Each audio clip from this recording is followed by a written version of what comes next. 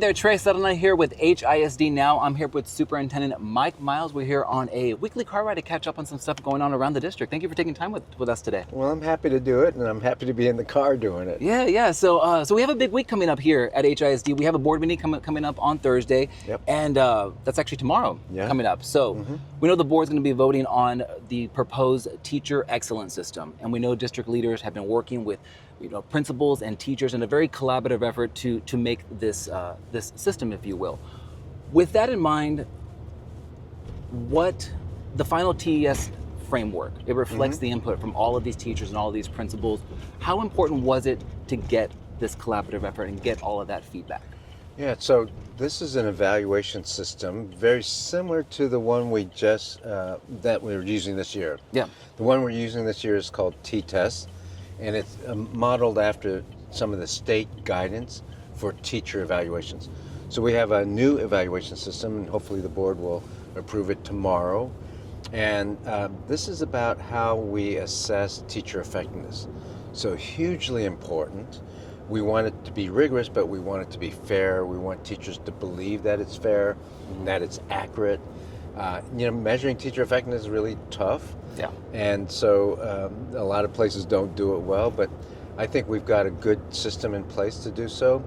And you just said, and this was really important, to get teacher input, to get principal input, but mostly that so many, I think 3,000 teachers, SDMC, site-based decision-making committees, so some parents and some other people who live in Houston, some other stakeholders, engaged in this process. So we got lots of feedback, lots of town halls, lots of surveys, and overwhelming that teachers are supportive of this teacher excellence system.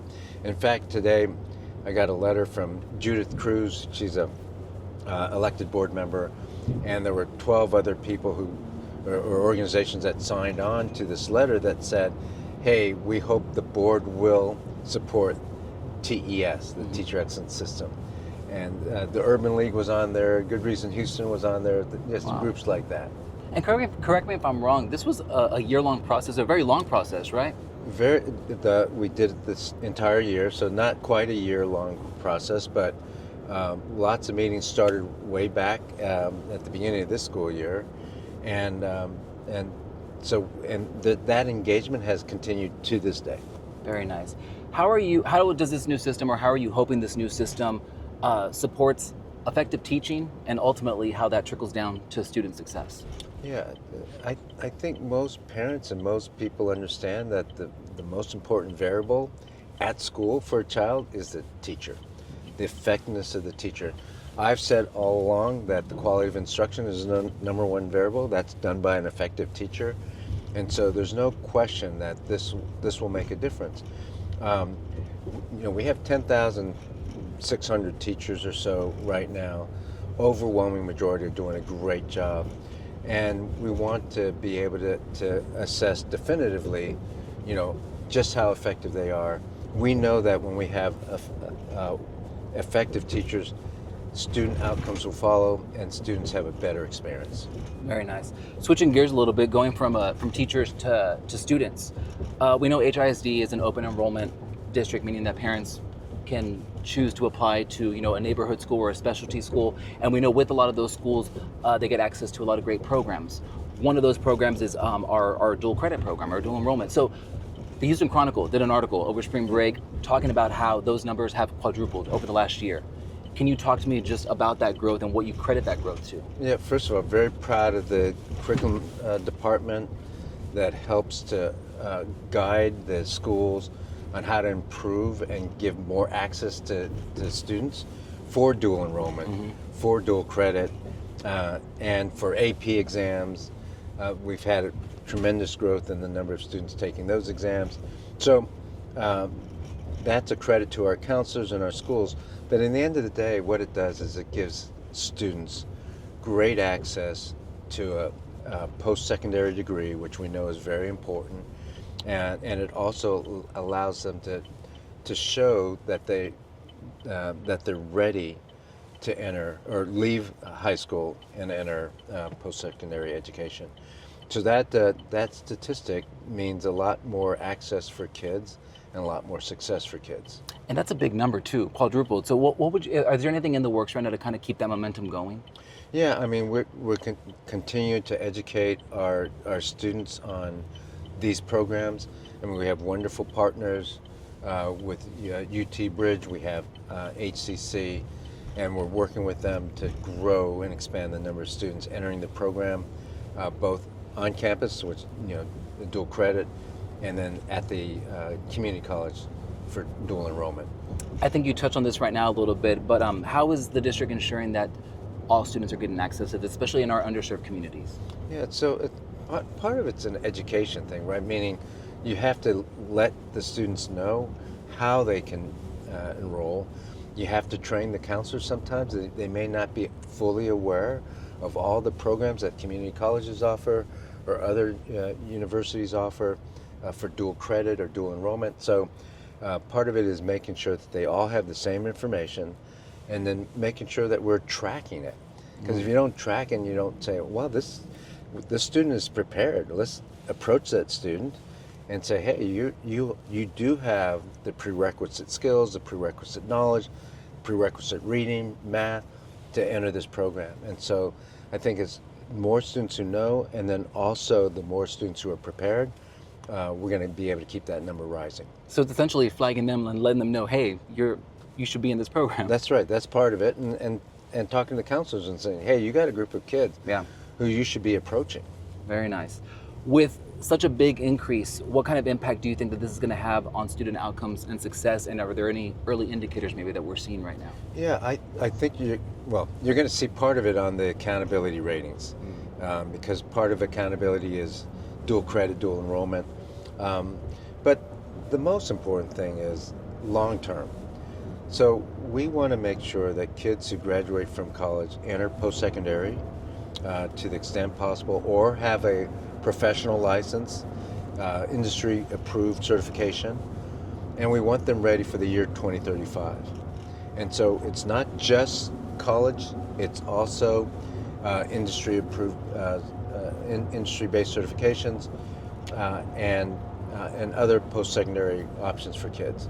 And so this is just one more part that says, hey, we're going to get you ready for life after graduation. For someone who may have just seen this right now, or they're watching it and they hear the 2035, what does that number mean for the year 2035? Yeah, I mean, it's a number 10 years from now, and so it's a convenient number in that sense. But really, what we're saying is, it's not just graduation. It's not just STAR.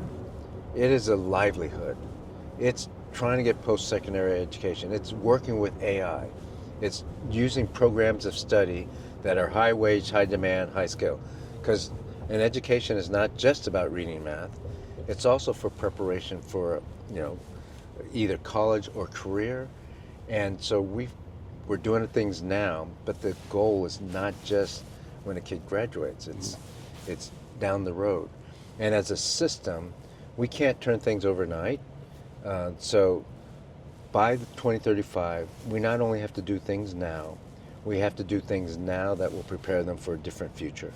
And so having that future date out there helps us focus on what kids really need. Very nice, something to aim for. And aim for. Very nice.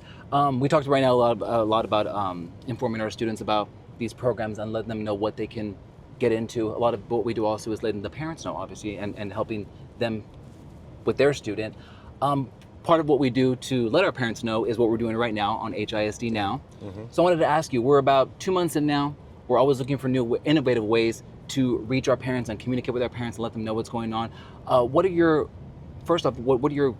I guess, more long-term goals of what we're doing right now with HISD Now and what you've seen so far? Yeah, so what I've seen so far, I'm very proud. This group, only a little over a month and a week ago, launched HISD Now. You and the others on the team, and really proud of the fact that we have grown our subscriptions, but most important, we're giving real-time, live information to our parents. Yeah. It's real. I mean, this interview, for example, you're talking to me, it's unscripted. I'm just, telling we're just people talking. what I know, and and people get information that way, And we have live segments every day, a couple times a day, plus one Spanish version that's also live, so that people know that it's real time, it's real information, and we want to provide that for our parents.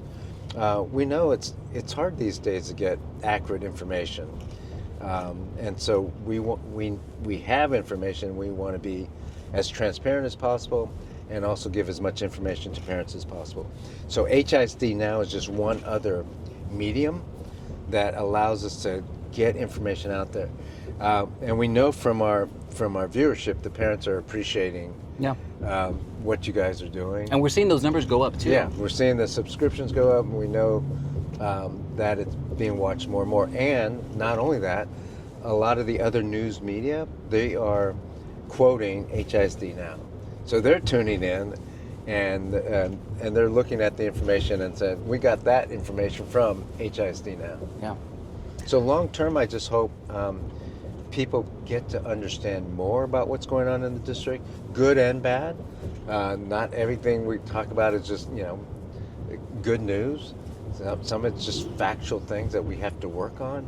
And so both good and bad, we want our parents to get more and more information. But at least it'll be accurate information from HISD now. That's right. All right, well, thank you, Mr. Miles, again for taking the time to speak with us today. I really appreciate it. Thanks, Trey. All right, and thank you for watching HISD Now.